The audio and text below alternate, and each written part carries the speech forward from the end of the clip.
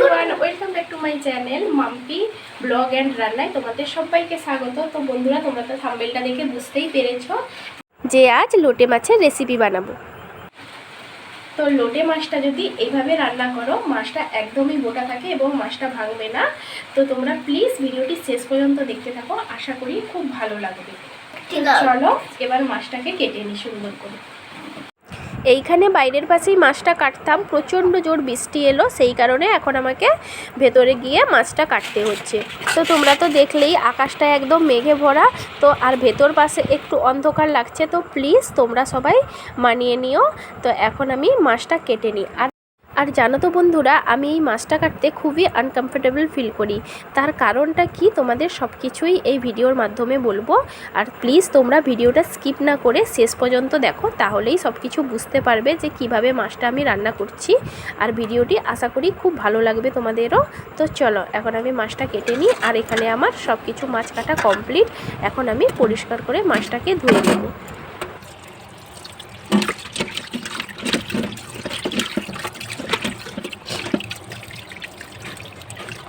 তো মাছটা ধোয়ার পর এভাবে কিন্তু একটা পাত্রের ওপরে ঝুড়িটাকে বসাতে হবে, না হলে মাছটার নিচ থেকে যে জলটা বেরোবে, তো সেই কারণে এইভাবে একটা ঝুড়ির মধ্যেই মাছটাকে রাখতে হবে যাতে জলটা ভালোভাবে ঝরতে পারে।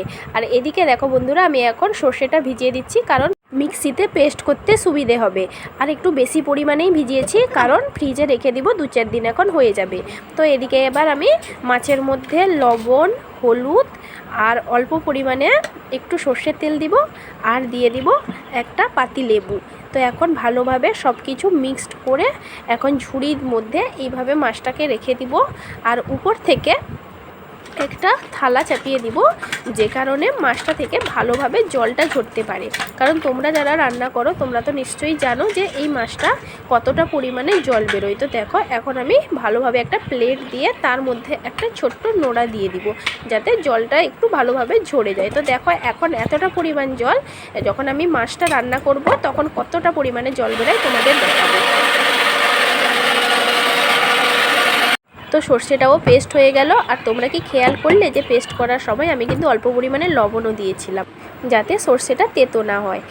আর দেখলেই তো এখানে নিয়ে নিলাম পেঁয়াজ কুচি, টমেটো কুচি ও পেঁয়াজের পেস্ট। আর এদিকে আমি আলাদা করে নিয়েছি, এই সর্ষেটা রেখে দেবো ফ্রিজে। আর এইটা এখন নিয়েছি, এখন লোটে মাছে দিব।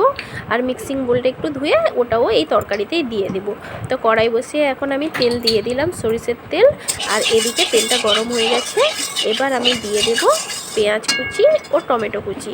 খুবই সামান্য উপকরণ দিয়েই কিন্তু এই সুন্দর রেসিপিটি করা হয়। আর এদিকে আমার ভাতও বসে গেছে, তো ভাত তরকারি দুটোই কিন্তু আমার একসঙ্গেই কমপ্লিট হয়ে যাবে। তো চলো এখন আমি পেঁয়াজ আর টমেটোটা ভেজে নিই ভালো করে। অল্প পরিমাণে কিন্তু লবণ দিলাম, যেহেতু মাছে লবণ দেওয়া আছে আর এটা হচ্ছে নোনা মাছ, তো সেই কারণে খুবই অল্প পরিমাণেই লবণটা দিলাম, পরিমাণ অনুযায়ী দিতে হবে। তো এখন পেঁয়াজ আর টমেটোটা ভাজা হয়ে এসছে, এবার আমি দিয়ে দিব হলুদ গুঁড়ো, এরপর দিয়ে দিব লাল লঙ্কার গুঁড়ো, আর পেঁয়াজ বাটাটাও এর সঙ্গে অ্যাড করে এখন ভালোভাবে মশলাটাকে কষিয়ে নেব। তো এখন পেঁয়াজ, লঙ্কা, হলুদ দিয়ে ভালোভাবে এখন একটু কষিয়ে নিই। আর তোমরা কে কে আমার মতো আছো বলো তো, যেই পাত্রে মশলাটা রাখি ওই পাত্রটাকেও কিন্তু ভালোভাবে ধুয়ে তরকারিতে অ্যাড করে দিই। কারণ আমার দিদা ঠাকুমারা এটা বলতো যে এই পাত্রে যে মশলাগুলো লেগে থাকে ওইটা ধুয়ে দিলে নাকি তরকারির টেস্ট আরও দ্বিগুণ হয়ে যায়। তো যাই হোক, এখন দেখো এই নিয়মটাও আমি ধরে রেখেছি। আর এই দিকে এখন আমি সর্ষেটা ভালোভাবে ধুয়ে উপর থেকে সর্ষের জলটা দিয়ে দিব, কারণ সর্ষের যে খোসাগুলো আছে ওটা নিচে বসে যাবে, আর ওটা দিলে তরকারিটা তেতো হয়ে যাবে। তো সেই কারণে ওর খোসাগুলো রেখে এখন সর্ষেটা দিয়ে দিলাম। এখন সর্ষেটা দিয়েও ভালোভাবে এখন আমি মশলাটাকে কষিয়ে নেব। তো উপর থেকে অল্প পরিমাণে আমি সর্ষের তেল দিয়ে দিলাম। তো এবার আমার মশলা থেকে তেল ছেড়ে গেছে, এখন আমি মাছটাকে অ্যাড করব। তো মাছটা দেওয়ার সময় সবসময় মনে রাখতে হবে যে মাছটা দিয়ে বেশিক্ষণ কিন্তু নাড়া যাবে না। তো মাছটা উপর থেকে দিয়ে মশলার সঙ্গে ভালোভাবে 2-4 বার নেড়ে এবার মাছটাকে সুন্দর করে এক একটা করে পুরো কড়াইটাতে মিলিয়ে দিতে হবে। এরপর কিন্তু আর খুন্তি দিয়ে নাড়া যাবে না, যা নাড়ার কিন্তু আমি এখানে নেড়ে নিয়েছি। তো এইভাবেই এক একটা মাছকে সুন্দর করে কড়াইতে মিলিয়ে দিতে হবে। তো ব্যাস এইভাবে আমার পুরোটা মেলানো কমপ্লিট। তো এরপর যদি বারবার খুন্তি নাড়তে থাকি তাহলে কিন্তু মাছটা ভেঙে একদম গুঁড়ো হয়ে যাবে। তো এইটাই হচ্ছে আসল ট্রিক, যে বারবার খুন্তি নাড়া যাবে না, মাছটা এভাবেই মেলে রাখতে হবে। আর এই যে দেখো কতটা পরিমাণে জল বেরিয়েছে, তোমাদের বলেছিলাম না পরে দেখাবো কতটা পরিমাণ জল। তো চলো এবার তোমাদের আমার আনকমফোর্টের কারণটা বলি। সত্যি বলছি, আমি এইখানে এসে মানে আমার শ্বশুরবাড়ি এসেই আমি এই মাছটা ফার্স্ট টাইম দেখেছি, এবং কাটতে কেমন হয়, রান্না করতে কেমন হয়, সব কিছুই এখানে এসেই জেনেছি। কারণ আমার বাবার বাড়িতে কোনো দিন এই মাছ আসেও নি, কেউ কোনো দিন ট্রাইও করিনি এর টেস্ট কেমন বা এটা কেমন খেতে হয় বা কেমন রান্না হয়, কিছুই না, সব কিছুই অজানা ছিল। এখানে এসেই জানলাম। এমনকি আমাদের এখানে এই মাছটা মানে আমার শ্বশুরবাড়িতে এখানে সবাই এতটা পরিমাণ ভালোবাসে যে এই মাছটা যদি রান্না করা হয় তাহলে একটু চাল আবার বেশিই নিতে হয়। তো তোমরাও কি সবাই এইভাবেই এই মাছটাকে ভালোবাসো? তো যেহেতু আমরা ছোটোবেলা থেকেই মাছটা খাইনি, আর মাছটাকে দেখলেই একটা কেমন লাগে, তো সেই কারণে এখনও পর্যন্ত আর খেয়ে উঠতে পারি না।